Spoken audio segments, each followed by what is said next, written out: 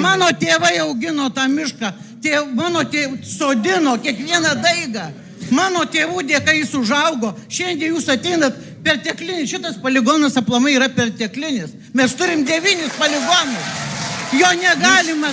Arba statykit lygumoje, patraukit ir neviliokit žmonių pinigais. Ačiū labai. Viską galima nupirkti, nenupirkti tėviški. Miškų negalima kirsti. Ačiū už klausimą. Tai patiksliu taip, kariuomenė nekerta nei vieno medžio ir nei vieno miško masyvo.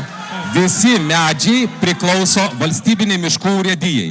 Ir kirtimai, jeigu vykdomi poligonuose, jie vykdomi griežtai kontroliuojant, atsižvelgiant į visus socialinius, ekonominius, aplinkosauginius ir gynybinius rodiklius bei poreikius, atlikus aiškias ir konkrečias metodikas, pasitelkiant skaičius ir specialistus, įvertinus galimybės galima, negalima, ir kada specialistai pasako, kad galima, tuomet tik tais daromi kirtimai tose teritorijose, kur yra neišvengiama ir būtina vykdyti tam tikrą veiklą.